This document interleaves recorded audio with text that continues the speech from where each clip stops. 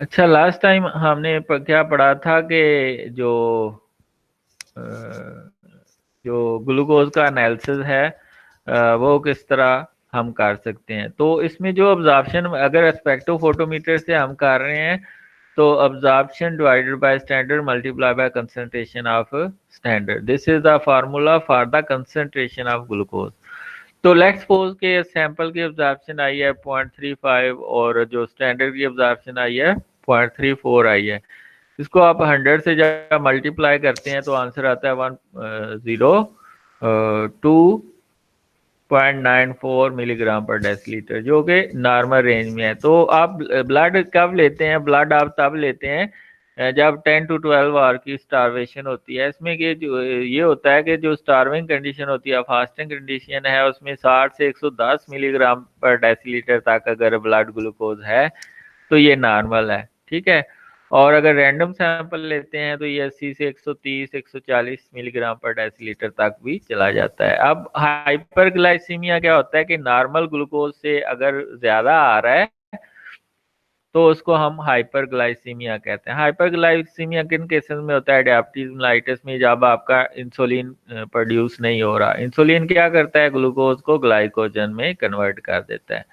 या endocrine gland जो है उसकी हाइपर एक्टिविटी होती है, तब ये जो है कार्बोहाइड्रेट का लेवल बढ़ जाता है, ठीक है।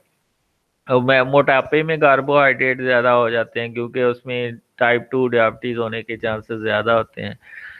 नेफ्रोटिक सिंड्रोम, यानी कि किडनी अगर आपका फिल्टर नहीं कर रही ग्लूकोज को, यानी कि तो वो जाएगा ब्लड के अंदर रहेगा और वो उधर उसका लेवल रेज करेगा। हाइपोग्लाइसीमिया किस कंडीशन में आपको देख सकते हैं? इंसुलिन ओवरडोज में, ठीक है। अगर आप इंसुलिन की ओवरडोज ले रहे हैं तो तब हाइपोग्लाइसीमिया। इंसुलिन की ओवरडोज क्या होगी? वो सारी ग्लूकोज को ग्लाइकोजन में कन्वर्ट कर देगी या मेटाबॉलिज्म में कर देगी उसकी। लीवर डिजीज में क्यों हाइपोग्लाइसीमिया हो जाता है? क्योंकि लीवर के अंदर ही इंसुलिन बनती है, ठीक है। तो अगर इंसुलिन नहीं बनेगी तो हाइपोग्लाइसीमिया हो जाएगा। या ये जो पाइट्यूटरी ग्लैंड्स हैं उनकी जो एक्टिविटी है वो कम हो तो तब भी कार्बोहाइड्रेट यानी कि ग्लूकोज का लेवल कम हो जाता है। प्रेगनेंसी और लैक्टेशन में ग्लूकोज का लेवल कम हो जाता है। अगर आप अल्कोहल ज़्यादा लेते हैं तो तब भी हाइपोग्लाइसीमिया हो जाता है। और हाइपोथायराइडिज्म या पिट्यूरिज्म के अंदर ये तब भी इसका लेवल कम हो जाता है ग्लूकोज का। तो आज जो हमने प्रैक्टिकल करना है वो है कोलेस्ट्रॉल एनालिसिस। कोलेस्ट्रॉल बड़ा खतरनाक है, अगर ये नॉर्मल लेवल से बढ़ जाए तो हाइपर कोलेस्ट्रोलीमिया कर देता है। हाइपर कोलेस्ट्रोलीमिया की वजह से फिर आर्थरियोस्क्लेरोसिस हो सकती है। मैंने बताया था आपको, जब हम किट लेते हैं किसी भी चीज की तो किट के अंदर रीजेंट होता है और साथ में स्टैंडर्ड होता है। रीजेंट में सारे वो एंजाइम और बफर होते हैं जो कोलेस्ट्रॉल को एंड रेड डाई के अंदर कन्वर्ट करते हैं, ठीक है। तो कोलेस्ट्रॉल स्टैंडर्ड की कंसंट्रेशन क्या है? 200 मिलीग्राम पर डेसीलीटर, या इसको कह देते हैं सकते हैं 5.18 मिलीमोल पर लीटर। तो जो इसके किट के अंदर जो एंजाइम यूज होते हैं वो कोलेस्ट्रॉल एस्टर है, ठीक है। कोलेस्ट्रॉल एस्ट्रेज है, कोलेस्ट्रॉल ऑक्सीडेज है, प्रोक्सीडेज है। इसके अलावा फॉर्माइनो एंटीपायरीन है, फिनोल है इसके अंदर, ठीक है। और बफर्स होते हैं सोडियम, ये इसके अलावा ये सोडियम चोलेट यानी कि बाइल साल्ट भी मौजूद है मल्सिफिकेशन के लिए। तो ये होता क्या है? कोलेस्ट्रॉल एस्टर होते हैं जब ब्लड के अंदर कोलेस्ट्रॉल एस्टर हैं, यानी कि कोलेस्ट्रॉल के साथ थर्ड कार्बन के ऊपर अगर फैटी एसिड लगा हुआ है तो उसको हम कोलेस्ट्रॉल एस्टर कहते हैं। उसको हम क्या कहते हैं? Cholesterol ester. तो वो इसको कोलेस्ट्रॉल एस्ट्रेज क्या करता है? इसको कन्वर्ट कर देता है कोलेस्ट्रॉल और फ्री फैटी एसिड के अंदर, कोलेस्ट्रॉल और फ्री फैटी एसिड के अंदर। फिर कोलेस्ट्रॉल की ऑक्सीडेशन होती है, कोलेस्ट्रॉल ऑक्सीडेज एंजाइम की मौजूदगी में कोलेस्ट्रीनोन के अंदर, और इसमें बनता है हाइड्रोजन पेरोक्साइड। जितना ज्यादा कोलेस्ट्रॉल एस्टर होगा उतना हाइड्रोजन पेरोक्साइड बनेगा। फिर ये hydrogen peroxide plus 4 antipyrine phenol ये पेरोक्सीडेज एंजाइम की मौजूदगी में मिलते हैं, और कीनोन में रेड डाई बनता है, प्लस 4 वाटर मॉलिक्यूल के बनते हैं। जितना ज्यादा कोलेस्ट्रॉल होगा उतना ये रेड डाई बनेगा, उतनी उसकी जो है ना सैंपल की एब्जॉर्प्शन ज्यादा आएगी, और वो आपको लेवल ऑफ कोलेस्ट्रॉल बताएगा। ठीक है। आप जो स्टोरेज कर सकते हैं, आप किट को स्टोर कर सकते हैं 2 to 8 डिग्री सेंटीग्रेड पे, लेकिन अगर आपने लंबे अरसे तक स्टोर करनी है तो फिर आपको फिर लो टेम्परेचर पे करना पड़ता है, -20 पे।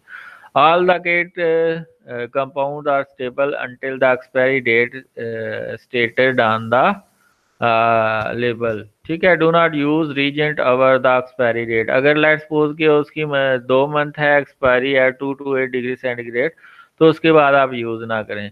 Store the while tightly close, protected from light and prevented contamination during the use. यानी कि आपने हर तरह की कंटेमिनेशन से रीजेंट को भी बनाना है और अपने सैंपल को भी बचाना है। सैंपल कैसे लेना है? आप सीरम भी ले सकते हैं, प्लाज्मा भी ले सकते हैं। सीरम कब आएगा? सीरम आएगा जब आप ब्लड को लेते हैं, उसके आधे घंटे बाद आपने उसको सेंट्रीफ्यूज करना है, तो ऊपर जो चीज़ आती है वो सीरम होती है। ठीक है। और अगर आप ब्लड के अंदर ईडीटीए या हेपरिन यूज कर लेते हैं, तो ऊपर जो चीज़ आती है वो प्लाज्मा होता है, क्योंकि जो फैब्रिनोजन है वो भी ऊपर आ जाती है। फैब्रिनोजन क्या करती है? ब्लड क्लोटिंग नहीं होने देती, ब्लड क्लोटिंग कर देती है। ठीक है। तो जब ईडीटीए फाइब्रिनोजन के ऊपर लग जाता है तो वो क्लोटिंग नहीं होने देती, या हेपरिन लग जाता है उसके ऊपर तो वो क्लोटिंग नहीं होने देता। तो अगर तो आपने एंटीकोगुलेंट नहीं डाला तो ऊपर जो चीज़ आएगी वो सीरम होगी, क्योंकि फैब्रिनोजन भी नीचे बैठ जाएगी से। तो serum plus fibrinogen is equal to plasma. ठीक है। और ये 5 डेज तक 2 to 8 डिग्री सेंटीग्रेड पे रख सकते हैं, और अगर आपने तकरीबन 5 6 माह तक रखना है या 2 3 माह तक रखना है तो -20 डिग्री सेंटीग्रेड तक स्टोर करते हैं। तो 3 माह वैसे तो इसकी जो एग्जैक्ट वैल्यू आती है, उसके बाद इसकी जो है ना वैल्यू कम होती जाती है नॉर्मल लिमिट से। तो ये है इसका। ऐसे क्या है कि आपने फोटोमीटर को यानी कि स्पेक्ट्रोफोटोमीटर को ऑन करना है, उसकी वेवलेंथ सेट कर देनी है 546 नैनोमीटर पे। ठीक है। टेम्परेचर तो 37 या 25 जो रूम टेम्परेचर होगा वो रख लेंगे। फिर आपने क्या करना है, ये जो किट ली हुई है इसको आपने रूम टेम्परेचर पे रख देना है आधे घंटे के लिए, ताकि वो जो रीजेंट है वो स्टेबल हो जाए, एंजाइम स्टेबल हो जाएंगे। ठीक है। फिर आपने क्या करना है, ये ट्यूब्स लेनी है। एक को आपने लेबल कर लेना है ब्लैंक, एक को आपने स्टैंडर्ड, और एक को सैंपल। 3 ट्यूब्स लेनी है या क्यूवेट्स लेनी है। अगर आप क्यूवेट्स में कर रहे हैं तो तीनों में आपने रिवर्किंग रीजेंट ये वाला जिसके अंदर ये सारी चीज़ें मौजूद हैं ये डाल देनी है 1 ml। ठीक है। फिर आपने स्टैंडर्ड वाली क्यूवेट के अंदर 10 माइक्रोलीटर स्टैंडर्ड डाल देना है, सैंपल वाले में 10 माइक्रोलीटर आपने ब्लड का जो सीरम लिया हुआ है या प्लाज्मा लिया हुआ है वो डाल देना है, और ब्लैंक वाली में 10 माइक्रोलीटर आपने वाटर डाल देना है। आपने फिर क्या करना है, मिक्स करना है और उसको 10 मिनट के लिए रख देना है अगर टेम्परेचर 25 है, और अगर 37 है तो फिर 5 मिनट के लिए रख लेना है ताकि रिएक्शन हो जाए। ठीक है। ये इनक्यूबेटर भी आप इसके लिए यूज कर सकते हैं। फिर आपने एब्जॉर्प्शन 546 या 540 नैनोमीटर के ऊपर आपने ले लेनी है। तो इसकी कैसे कंसंट्रेशन आएगी, absorption of sample divided by absorption of standard multiply by concentration of standard. तो ये लेट्स सपोज कि इसकी वैल्यू आई है 0.3 मल्टीप्लाई बाय 200, तो जो वैल्यू आएगी वो 200 मिलीग्राम पर डेसीलीटर होगी। जो नॉर्मल रेंज है वो 150 से 200, ये 250 गलत लिखा हुआ है, ये 150 टू 200 मिलीग्राम पर डेसीलीटर है। अब कौन सी कंडीशन है जिसमें कोलेस्ट्रॉल का लेवल बढ़ जाता है? पहली है हाइपर लिपोप्रोटीनेमिया।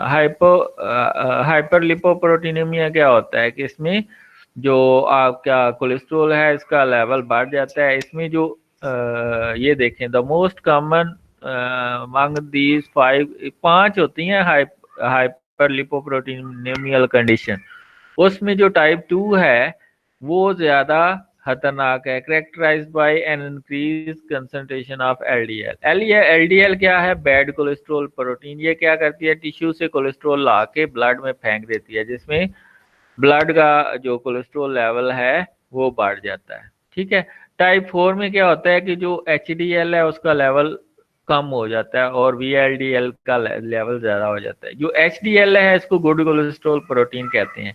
ये क्या करती है? कोलेस्ट्रॉल को ब्लड से पकड़ती है, स्कैवेंजर का रोल प्ले करती है और टिश्यू में छोड़ के आती है।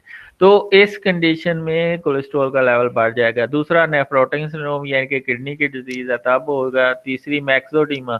मैक्सोडीमा जब आपका जो थायराइड है ग्लैंड है उसकी एक्टिविटी बहुत ही कम हो जाएगी तो उसको कंडीशन जनरेट होगी जिसको मैक्सीडीमा कहते हैं। Myxoedema is the result of having undiagnosed और अनट्रीटेड सीवियर हाइपोथायराइडिज्म, यानी कि थायराइड लेवल बहुत कम हो जाना। is a form of diffuse mucus in which there is an accumulation of excess glycosaminoglycan यानी कि heteropolysaccharide in the dermis and subcutis of the skin। और इसकी वजह से क्या होता है? thickening of the tongue and the laryngeal and pharyngeal mucous membrane, जिसकी वजह से क्या होता है? जो स्पीच होती है यानी कि बंदा बोल सही तरीके से नहीं सकता, इसको स्लर स्पीच कहते हैं। इसके अलावा ये ऑब्स्ट्रक्टिव जॉन्डिस यानी कि ऑब्स्ट्रक्टिव जॉन्डिस क्या होता है? Is a condition in which there is blockage of flow of bile out of the liver, यानी कि बाइल लिवर से स्मॉल इंटेस्टाइन में नहीं आती। This result in redirection of excess bile and its by product into the blood, वो blood में आ जाते हैं and the bile excretion from the body is incomplete, वो सही तरीके से स्मॉल इंटेस्टाइन में नहीं आ रही होती। तो इसमें कोलेस्ट्रॉल का लेवल बढ़ जाएगा क्योंकि डाइजेशन नहीं होगी कोलेस्ट्रॉल की। डायबिटीज मेलाइटिस में कोलेस्ट्रॉल बढ़ जाएगा। डायबिटीज मेलाइटिस में क्या होगा? ज्यादा एसिटाइल कोए बनेगा, ज्यादा एसिटाइल कोए होगा तो कोलेस्ट्रॉल भी ज्यादा बनेगा। अब हाइपोकोलेस्ट्रोलीमिया कब होता है? हाइपर थायराइडिज्म में। जब थायराइड लेवल बहुत ज्यादा हो जाएगा तो कोलेस्ट्रॉल की डाइजेशन भी ज्यादा होगी, कोलेस्ट्रॉल कम हो जाएगा। पर्नीशियस एनीमिया क्या होता है कि जो विटामिन B12 की डेफिशिएंसी से रेड ब्लड सेल का जो साइज है वो बड़ा हो जाता है, क्योंकि जो B12 है वो ऐसे एंजाइम का कोफैक्टर है जो रेड ब्लड सेल बनाते हैं। इसके अलावा हेमोलाइटिक जॉन्डिस यानी कि अगर रेड ब्लड सेल की ज्यादा डाइजेशन होती है ड्यू टू सम डिजीज में भी सम एनीमिया, तो उसमें क्या होता है कि जो बिलीरुबिन है वो ज्यादा बनती है। बिलीरुबिन ऑब्स्ट्रक्शन काज करती है बाइल साल्ट की, तो इससे हेमोलाइटिक जॉन्डिस हो जाता है। तो इसमें काम हो जाता है कोलेस्ट्रॉल, क्योंकि मल्सिफिकेशन नहीं होती फैट की। मेल अब्जॉर्प्शन, ये कोई यानी कि स्मॉल इंटेस्टाइन से कोलेस्ट्रॉल अब्जॉर्ब नहीं हो रहा। तो ये तो है आपका कोलेस्ट्रॉल, किस तरह हम कोलेस्ट्रॉल को कर सकते हैं फाइंड आउट। अब एक वीडियो देख लेते हैं, ठीक है। वीडियो देख लेते हैं, उसमें आपको और ज़्यादा अच्छी समझ आ जाएगी। ये किधर गई वीडियो कोलेस्ट्रॉल वाली? ये आप देख सकते हैं, उसने 3 टेस्ट ट्यूब ली हैं, ठीक है। मैं इसकी बात, तो 3 उसने टेस्ट ट्यूब ली हैं। ये सीरम केमिस्ट्री एनालाइजर से ये मेरे ख्याल से करेगा। तो सीरम केमिस्ट्री एनालाइजर में जो है जो हमने फार्मूला पीछे पड़ा है वो लगाने की जरूरत नहीं पड़ती, वो डायरेक्टली लगा दी। अब उसने 1 ml 1 ml रीजेंट तीनों में डाल दिया है, ठीक है। फिर ब्लैक वाली में जो 10 माइक्रोलीटर वाटर डाल देगा और स्टैंडर्ड वाली में 10 माइक्रोलीटर स्टैंडर्ड डाल देगा और टेस्ट वाली में 10 माइक्रोलीटर सैंपल डाल देगा, ठीक है। और फिर तीनों की रीडिंग, ब्लैंक को 0 कर देगा सीरम केमिस्ट्री एनालाइजर में रीडिंग लेते वक्त, ठीक है। ये आगे जा रहा है, ये इसने सारा कुछ डाल दिया। अब क्या करेगा? ये सीरम केमिस्ट्री एनालाइजर की तरफ आ गया, ठीक है। तो वेवलेंथ सेट करेगा, टेस्ट देखेगा, ग्लूकोज वाला ऊपर नीचे करके इसने ग्लूकोज वाला टेस्ट सिलेक्ट करना है। जब ग्लूकोज वाला टेस्ट सिलेक्ट करेगा तो पहले डिस्टिल वाटर से ऑटो जीरो कर लेगा रीडिंग को, फिर आपका ब्लैंक लेगा, ब्लैंक की रीडिंग के बाद वो लेगा स्टैंडर्ड की रीडिंग, स्टैंडर्ड की रीडिंग वो आएगी, वो फैक्टर आएगा, फिर सैंपल की रीडिंग लेगा, फिर सैंपल की रीडिंग लेने के बाद वो डायरेक्ट उसकी वैल्यू दे देगा इधर स्क्रीन के ऊपर। तो ये इसकी पर्ची भी निकल आती है, यानी कि एक शीट भी निकल आती है कि कोलेस्ट्रॉल लेवल क्या है या ग्लूकोज लेवल। तो ये अभी वो उसके अंदर रखा है। तो ये स्पेक्ट्रोफोटोमीटर ही है, ये जो है वो स्पेक्ट्रोफोटोमीटर ही नहीं, सीरम केमिस्ट्री एनालाइजर है ये। वो पहले वो इसने क्या, पहले इसने ब्लैंक अभी रन किया, ब्लैंक को वो जीरो कर देगा, फिर इसने अभी स्टैंडर्ड रन किया है, ठीक है। तो उसकी रीडिंग आई है 0.587। अभी फिर वो सैंपल रन करेगा तो हमारे पास वैल्यू आ जाएगी।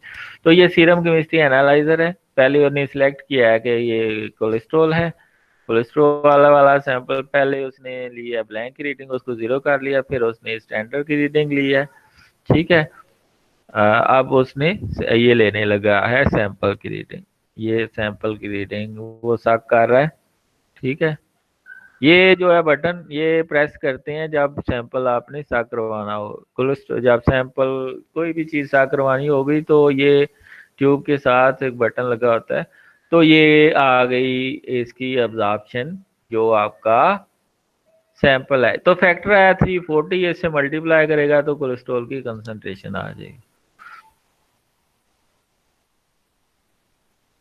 139.9 मिलीग्राम पर डेसीलीटर। ये आ गई कोलेस्ट्रॉल की रीडिंग, ठीक है। यहाँ तक किसी का कोई क्वेश्चन है तो पूछ सकते हैं, फिर हम अगले की तरफ चलते हैं।